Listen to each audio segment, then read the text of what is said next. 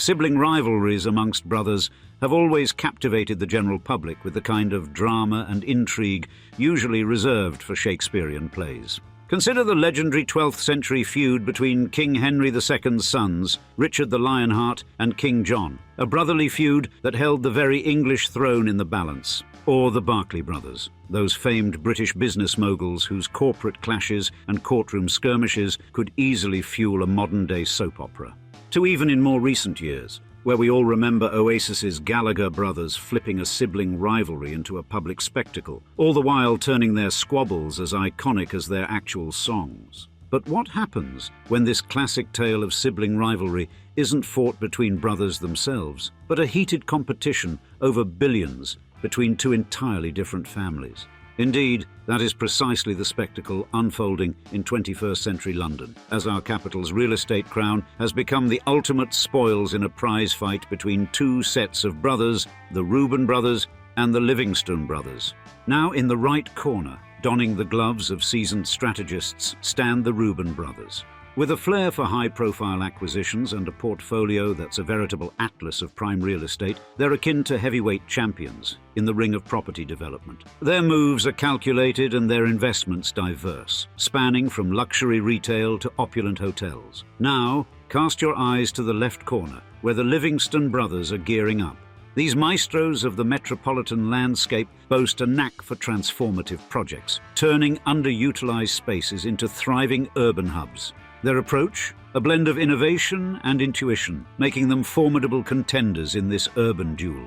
Today, as the bell rings, London watches with bated breath as the city's skyline becomes the arena for this titanic clash. This isn't just a fight for property, it's a battle for legacy, influence, and the right to shape one of the world's most iconic cities. In this episode, we'll give you the final scorecard and let you make your own decision, as we describe. The dueling billionaire brothers who own London's prime real estate.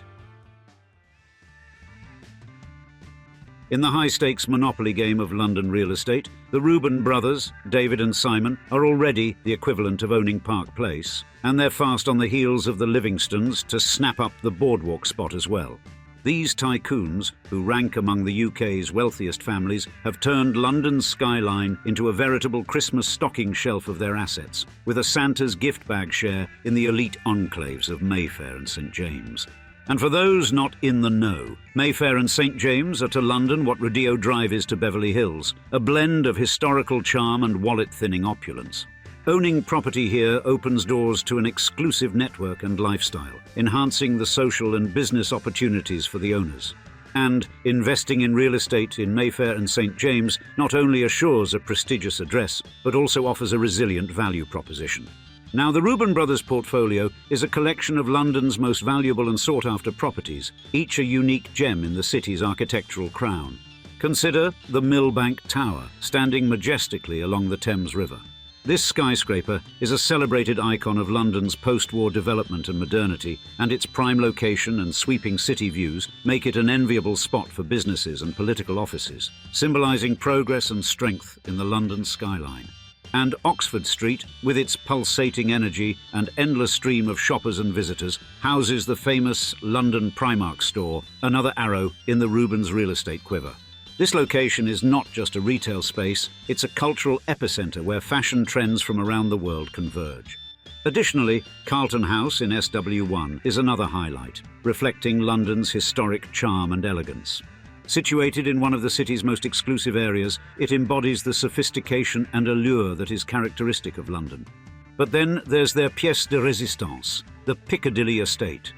This collection includes the famed In and Out Club at 94 Piccadilly and the Burlington Arcade, a Grade 2 listed shopping haven sold for a mere £300 million in 2018. 94 Piccadilly, formerly known as Cambridge House, holds a prominent place in the city's architectural and social history. It was once the home of Lord Palmerston, former British Prime Minister, and the In and Out Club, so named for the prominent traffic signs at its entrance, has become synonymous with luxury, exclusivity, and a deep connection to British heritage. Furthermore, in the heart of luxury retail, their 5152 New Bond Street property, home to the Armani flagship store, stands as an icon of their penchant for high-end investments. But their empire isn't confined to these trophy assets. It sprawls across Grosvenor Street, Bruton Street, and others, areas renowned for their blend of commercial might and cultural heritage. Admiralty Arch, part of this collection, further epitomizes their flair for blending historical significance with modern luxury. And while the exact valuation of their London empire is as elusive as the Holy Grail, their estimated net worth of £25 billion in 2023 gives a hint of its magnitude. But to be clear, this wealth isn't just anchored in the UK. It spans the Atlantic, with significant stakes in New York and South Florida. Thus, to describe the Reuben Brothers' portfolio merely as impressive would be like calling the Sistine Chapel a nice ceiling job. With that all said, let's dive into a little bit of the personal history of these princes of prime central London. David, born in 1941, and Simon, born in 1944, are the sons of David Sassoon Reuben and Nancy Reuben, and are ethnically part of a Baghdadi Jewish family. Their father's journey from Iraq to Bombay in search of better prospects in the textile industry laid the groundwork for what would become a remarkable business saga, and the plot thickened when the family dynamics shifted, leading to the brothers' relocation to London with their mother in the 1950s. But the change was not without its challenges. The brothers found themselves adapting to a new life in Islington, North London, and navigating the British educational system, with Simon leaving formal education prematurely. And the brothers' foray into the business world was characterized by modest beginnings, David in scrap metals and Simon in the carpet industry. But it was in the property market that they found their true calling, a sector that would later define their business empire. Their strategic foresight was evident early on, as they were among the first Western investors to capitalize on the shift towards capitalism in Russia. Their venture, Trans World Group, rapidly ascended to become a leading force in the global metal industry, commanding a significant portion of Russia's aluminium production. By the turn of the millennium, the Reuben brothers had shifted their focus back to the UK, divesting their Russian interests. Their portfolio expanded to encompass real estate, venture capital, and private equity, with a particular emphasis on the UK property market. Later, a notable chapter in their story unfolded in April 2020 with the proposed acquisition of Newcastle United Football Club. The Reuben brothers, alongside Amanda Staveley's PCP Capital Partners and the Public Investment Fund of Saudi Arabia, initially faced resistance from the Premier League. However, by October 2021, the Premier League sanctioned the buyout, with the Saudi Public Investment Fund acquiring a majority stake and the Reuben brothers securing a portion of the shares. However, not all their endeavours sailed smoothly. In 2006, Ken Livingstone, then Mayor of London, vociferously criticised the Reubens' involvement in the Olympic City development, urging them in a controversial statement to try their luck with the Ayatollahs, referencing their history in the Middle East. Despite Livingstone's fiery remarks, an official investigation later dismissed complaints against him, labelling his criticism as robust but reasonable. Through these various ventures and challenges, the Reuben brothers' journey from the streets of Bombay to the forefront of London's property market speaks to their business acumen and adaptability in the ever-evolving world of global investments. However, as previously mentioned, the Reubens are not the only brotherly barons of prime central London. Their ostensible main competitors of the Livingstone family boast an equally impressive roster of real estate holdings and property investments. Indeed, in the dynamic and ever-evolving world of London real estate, few names shine as brightly as those of Ian and Richard Livingstone. The driving force behind London and regional properties have constructed an impressive real estate kingdom, with their assets in the UK capital and beyond valued at a staggering £5 billion, with each property sparkling with its own unique allure. Take, for instance, Levison's vintage clothing in Shoreditch, a beacon of style in one of London's most avant-garde neighbourhoods. A nod to the cultural zeitgeist of an area celebrated for its eclectic and trend-setting ambience, this property demonstrates the Livingstones' keen eye for snapping up our capital's hotspots aimed towards the youth.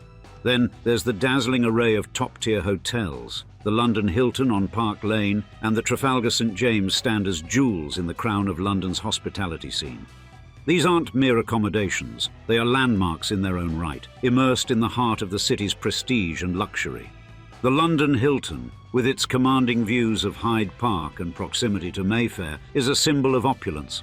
while the Trafalgar St. James resonates with historical significance, nestled near the iconic Trafalgar Square. But the Livingstones' touch extends further. The Radisson Blu at Portman Square exemplifies modern luxury, a shining example of contemporary hospitality. But it is the Livingstones' ownership of the legendary Cliveden House in Berkshire that truly captures the essence of historical grandeur. Cliveden is not merely a hotel, it is a storied icon, steeped in British history and wrapped in the cloak of the nation's aristocracy. The legacy of Cliveden stretches back centuries, its walls echoing the whispers of political intrigue and high society gatherings. From its inception by the second Duke of Buckingham in the 17th century, Cliveden has been a stage for the powerful and the influential.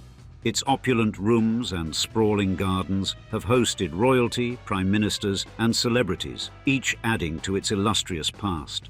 And more than just its historical significance, Cliveden's architecture is a visual feast, a blend of Romanesque and Renaissance styles that stands as a symbol of the pinnacle of British craftsmanship. Its gardens, too, are a masterpiece, offering a tranquil escape into nature, meticulously sculpted to perfection. However, the house's influence extends into popular culture as well, having inspired numerous authors and filmmakers. It's been the setting for key moments in history, like the notorious Profumo affair, which rocked the British government in the 1960s.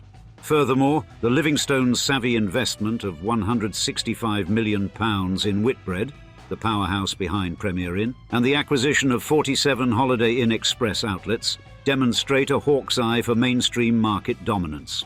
This move isn't just about expansion, it's about deepening their influence across different segments of the hospitality industry, from luxury to budget-friendly options.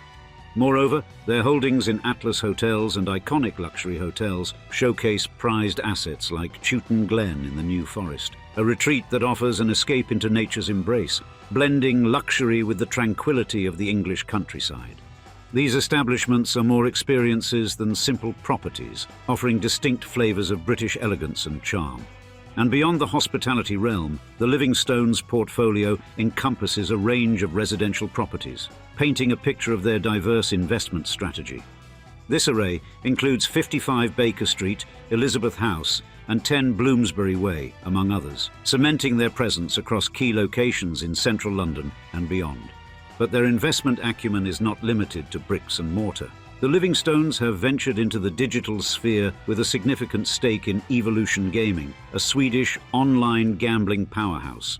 This foray has proven incredibly lucrative, yielding a phenomenal 5,000% return. Yes, 5,000%, not £5,000, substantially adding to their financial clout. And their combined net worth, as of winter 2023, is on track to hit an awe-inspiring £7 billion. However, despite their tremendous success and influence in the property sector, the Livingstone brothers maintain a remarkably low profile. Often referred to as the most secretive billionaire siblings in London, they exemplify the ethos of silent movers and shakers in the high-stakes world of real estate. However, how did these secret scions of real estate legends first get their start? Let's roll back the clock and find out.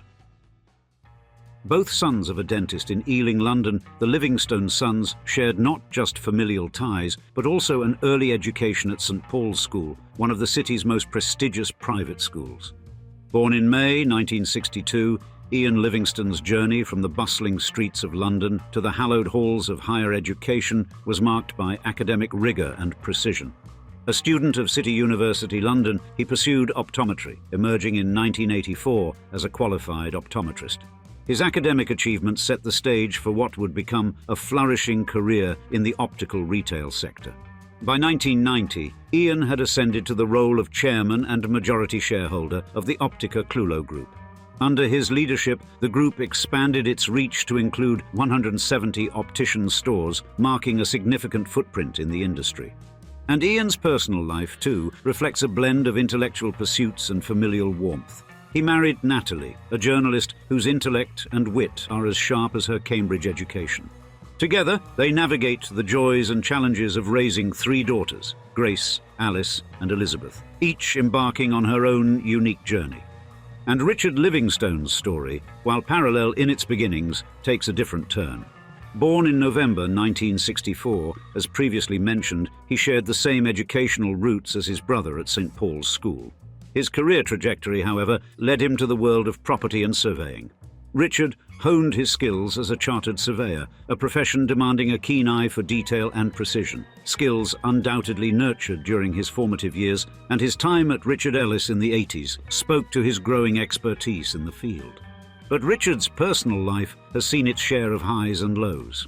In 1997, he married Claire Burns, daughter of John Burns of the Derwent London Property Group, a union that brought together two families with deep roots in the property sector.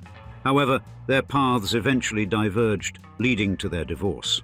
After their initial jaunts in business, the Livingstone brothers, united by blood and ambition, ventured into property development, marking a significant shift in their professional lives.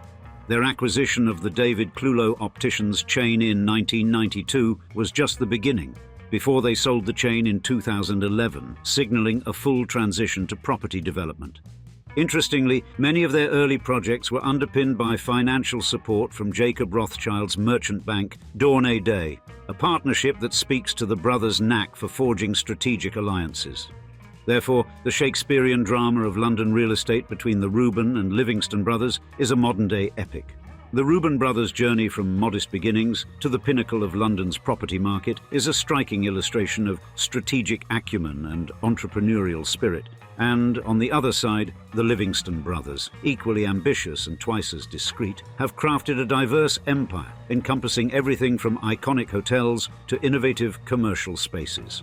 And now, we'd like to see you in the comments. Based on our breakdown, which set of brothers has the more impressive real estate portfolio? We're looking forward to hearing some hints at your personal taste. And thanks again for joining us for another episode of Old Money Luxury. Cheers, until next time.